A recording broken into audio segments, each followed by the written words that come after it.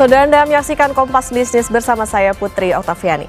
Cukai rokok tahun 2026 dipastikan tidak naik. Menteri Keuangan Purbaya Yudi Sadewa lebih memilih perang pada rokok ilegal untuk mengumpulkan penerimaan negara. Namun adilkah kebijakan Purbaya ini? Kebijakan populis kembali diambil oleh Menteri Keuangan Purbaya Yudi Sadewa. Tarif cukai rokok tahun 2026 dipastikan tidak naik.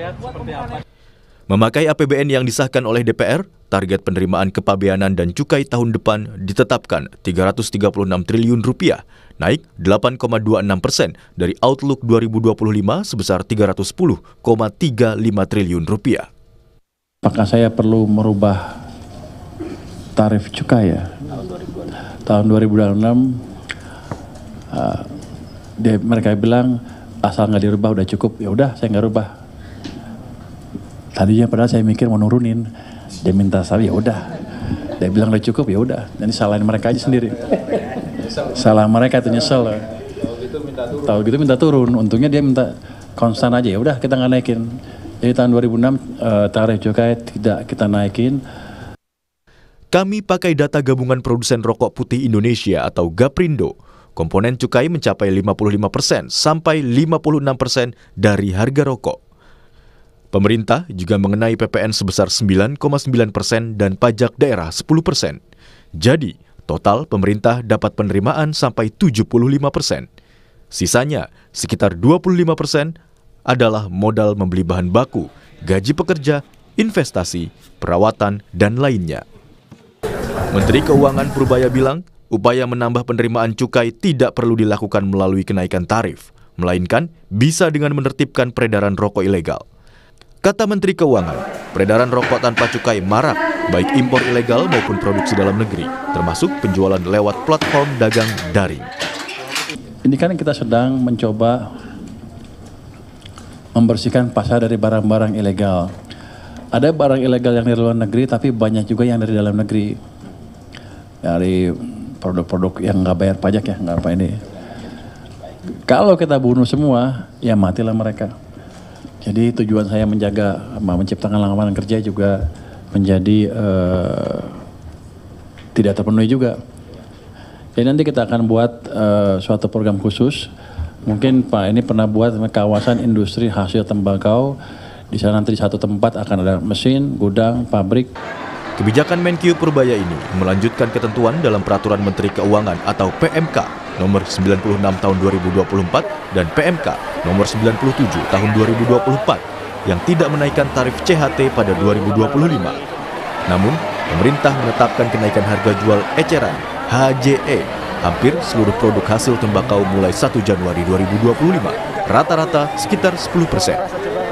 Kementerian Keuangan juga mengatur harga rokok elektrik yang naik rata-rata 11,3% dan hasil pengolahan tembakau lainnya 6,2%. Tim Liputan, Kompas TV. Menkyu Purbaya melawan rokok ilegal, sikat apa senjatanya? Bagaimana dengan kritik sebagian masyarakat yang khawatir atas dampak asap rokok? Kompas Bisnis akan tanya ke Direktur Kebijakan Publik Selyos Media Wahyudi Askar. Selamat pagi Mas Media. Selamat pagi Mbak Okta. Mas Media, melawan rokok ilegal, senjata atau instrumen yang dipakai ini kan adalah tarif cukai nggak naik tahun 2026. Efektifkah cara ini? Kalau tidak menaikkan tarif cukai, apakah efektif melawan rokok ilegal? Ya, jawaban singkatnya tidak cukup. Karena teori perpajakan tembakau itu jelas mengatakan bahwa kenaikan harga melalui cukai itu memang paling efektif menurunkan konsumsi. Jadi ada studi itu yang menyimpulkan bahwa kenaikan cukai 10% saja misalkan itu konsumsi turun 2% dan pada saat bersamaan penerimaan negara juga naik. Jadi opsi cukai naik terukur plus enforcement, penegakan hukum itu biasanya menang 2 kali dari segi kesehatan dan fiskal. Artinya adalah efektivitas dari cukai ini bergantung pada pengendalian rokok ilegal itu sendiri. Jadi kalau penegakannya lemah, kenaikan cukai itu memang bisa mendorong pergeseran ke produk ilegal.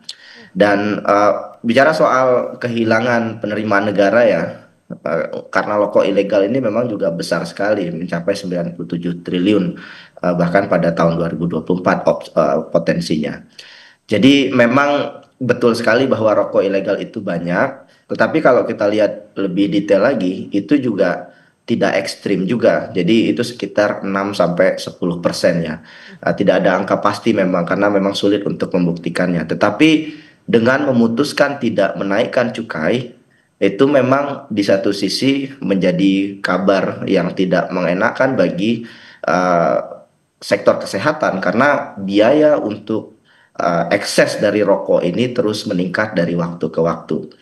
Jadi menurut hemat saya kita mungkin seharusnya balik lagi ke saran WHO bahwa rokok itu idealnya memang harus naik secara bertahap cukainya setidaknya mengikuti inflasi dan pertumbuhan ekonomi. Pada saat yang bersamaan dilakukan penegakan hukum terhadap rokok-rokok ilegal ini. Ini kan produk ilegal ini bukan 100-200 batang ya, ini ribuan dan jutaan batang yang beredar saat ini.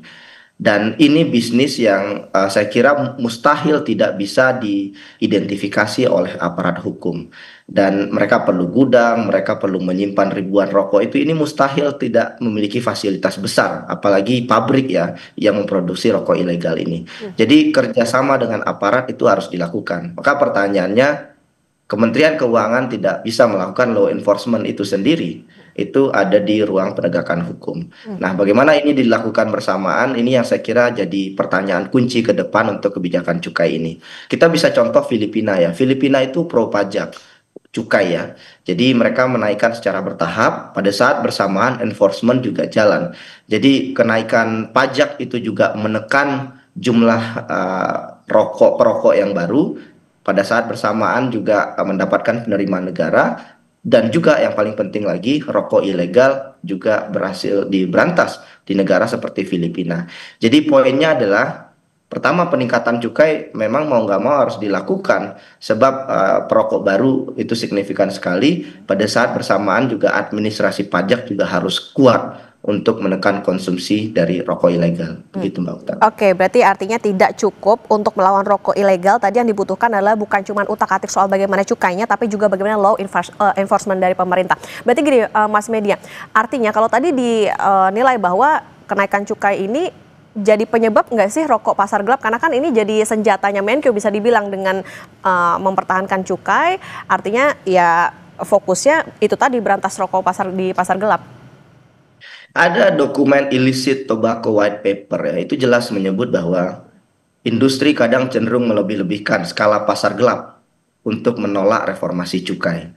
Jadi kita harus hati-hati juga bahwa klaim cukainya terlalu tinggi, kemudian rokok ilegal naik drastis, itu bisa saja merupakan retorika politik atau taktik negosiasi saja gitu ya. Ada survei menarik ya yang dilakukan oleh HSD misalkan itu menemukan 10% bungkus rokok yang dikumpulkan di jalan itu tergolong ilegal. Ini bukti bahwa pasar dari rokok ilegal ini itu proporsinya juga cukup signifikan, tetapi bukan dominan ya 10%. Artinya memang ada kaitan, tetapi juga tidak bersifat dramatis juga.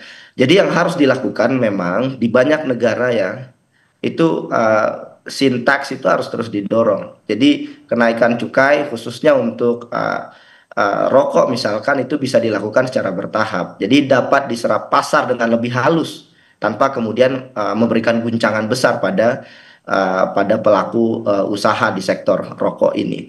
Dan kalau disertai instrumen pendukung yang baik, pengawasan yang kuat, lisensi pemantauan, maka risiko lonjakan rokok ilegal itu bisa ditekan begitu ya. Jadi klaim bahwa kenaikan cukai penyebab utama maraknya rokok ilegal itu kadang cenderung berlebihan karena faktor supply side, ketersediaan ilegal, produk domestik ilegal, dan enforcement ya khususnya itu lebih dominan. Jadi cukai bukan penyebab tunggal Mbak sebetulnya, tapi salah satu faktor dalam mix faktor yang memicu pasar gelap gitu Mbak. Oke, cukai bukan penyebab tunggal. Nah, Mas Media, kalau cukainya itu nggak naik, apakah bisa dibilang gini, penerimaan negara ini serta-merta ya bertambah karena konsumennya kan ninggalin rokok ilegal ke rokok yang bercukai itu tadi. Ditambah juga kita kan punya postur APBN 2026 target dari kepabeanan dan cukai itu sampai 336 triliun. Tepatkah begitu bisa dikatakan demikian? Tidak otomatis Mbak. Memang ada kemungkinan sebagian perokok ilegal karena cukainya kemudian tidak naik, kemudian beralih ke rokok legal ya, bisa jadi. Tapi bisa jadi sebagian pelaku ilegal itu tetap ada kalau penegakannya lemah gitu. Kita bisa flashback ke belakang. Jadi tarif cukai Indonesia itu pernah tidak naik signifikan dari tahun 2017 sampai 2019. Apa yang terjadi saat itu? Penerimaan negara juga tidak melonjak. Artinya adalah perlu penegakan hukum juga pada saat bersamaan untuk rokok-rokok ilegal ini.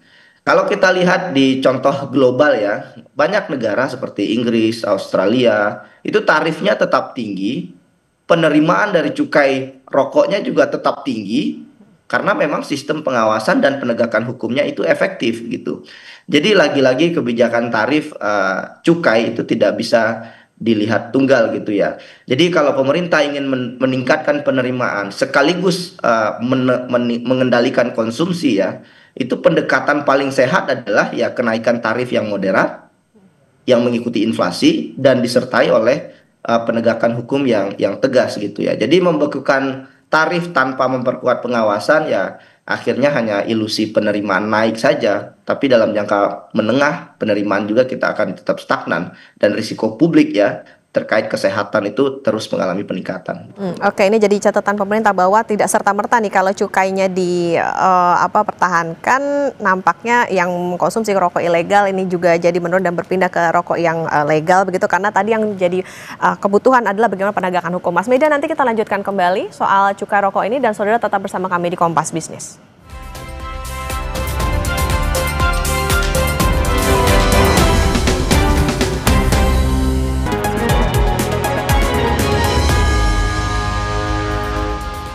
Kompas Bisnis masih menemani Anda, saudara, dan kita akan melanjutkan perbincangan bersama dengan Direktur Kebijakan Publik Selyos Media Wahyudi Askar. Mas Media, kita lanjutkan kembali. Nah, Mas Media, satu sisi, Menkyu Purbaya ini kan juga dikritik karena nggak naikin cukai rokok, terus dianggap nggak pro sama kesehatan masyarakat. Tapi Menkyu juga mengklaim ini kan industri padat karya yang perlu diselamatkan, yang perlu dilindungi artinya. Chicken and egg, mana yang bijak dilakukan sebetulnya?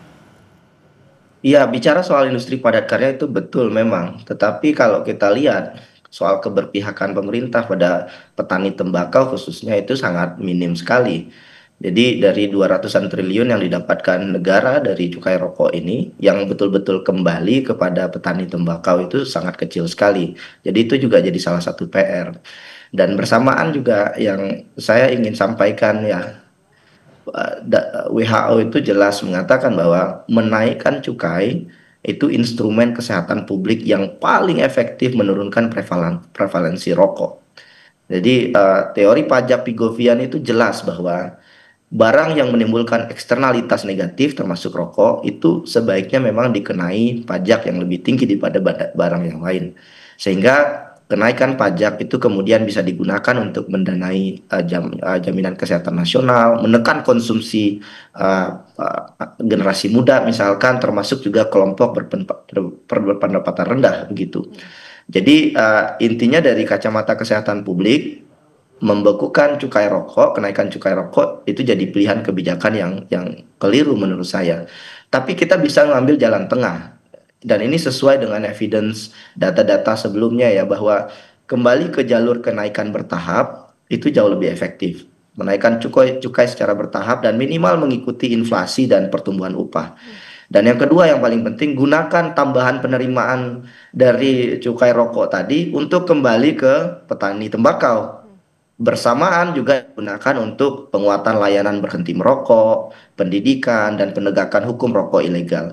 Jadi di Eropa, di Inggris misalkan, mereka betul-betul mengalokasikan uang untuk layanan berhenti merokok misalkan. Dan ini regulasi-regulasi seperti ini belum cukup kuat di Indonesia. Jadi kalau pertanyaannya, kelirukah kebijakan Menkeu menahan kebijakan kenaikan cukai rokok? Iya, dari perspektif kesehatan publik dan teori pajak. Ini keputusan yang keliru. Tetapi memang menurut saya paham Pak Purbaya baru diangkat menjadi menteri, perlu memahami, mengidentifikasi persoalan, dan kedepannya juga harus mengajak pakar-pakar kesehatan dan ya untuk kemudian menghitung kembali risiko dari kebijakan ini.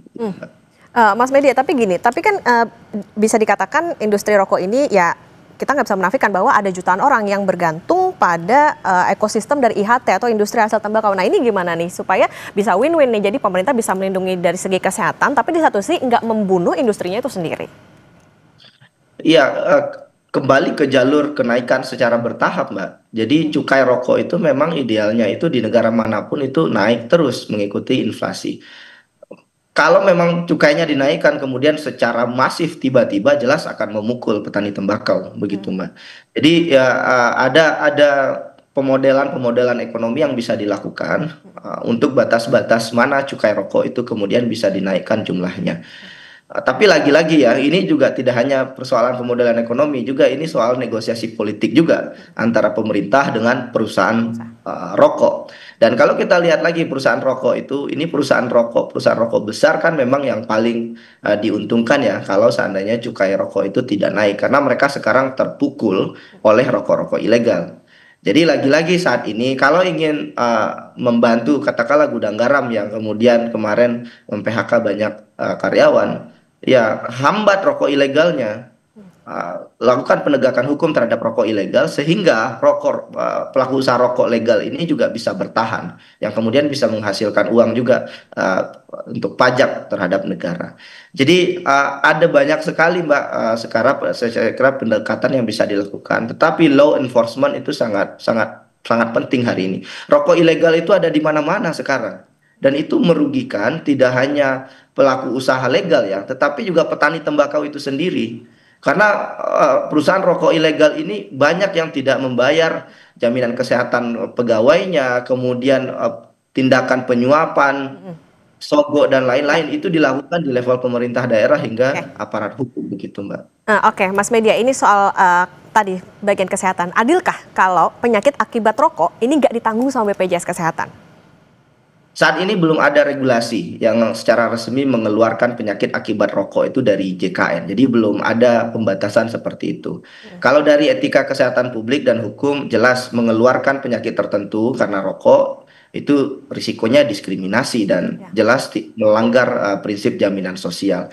Dan secara implementasi ini juga hampir mustahil untuk dilakukan ya, karena kausalitas klinis yang sulit. Kita nggak pernah bisa betul-betul mendeteksi apakah penyakit jantung, kanker, stroke itu adalah karena dari gitu ya. Jadi jelas ini tidak bisa dilakukan. Tapi kalau kita lihat dari negara lain ya, yang mereka bisa optimalkan terus-menerus adalah upaya untuk mencegah perokok baru gitu ya. Termasuk juga memberikan insentif-insentif bagi upaya-upaya menanggulangi kecanduan rokok gitu. Jadi menurut saya yang pertama cakupan penuh tetap harus dilakukan, termasuk juga penyakit akibat rokok. Pada saat bersamaan harus diintegrasikan dengan layanan berhenti merokok. Dan saya kira pathway ini yang bisa dilakukan ya untuk pencegahan di masa mendatang, khususnya dalam aspek meningkatnya ongkos kesehatan akibat rokok ini, Mbak. Oke, Mas Media, kita bicara soal data BPS. Rokok ini penyumbang 10,7% garis kemiskinan di kota dan bahkan hampir 25% penyumbang garis kemiskinan desa. Apa sebetulnya kebijakan yang ideal tentang rokok ini? Apakah itu tadi hanya fiskal aja yang bisa diutak-atik? Memang nggak cukup hanya dengan fiskal saja. Jadi perlu kerjasama lintas kementerian. Jadi perlu kombinasi fiskal, regulasi, perlu kerjasama dengan Kemenkes juga, layanan berhenti merokok, termasuk juga perlindungan sosial, dan terakhir itu penegakan hukum. Jadi kebijakan fiskal dan harga itu krusial, betul sekali, tapi bukan satu-satunya.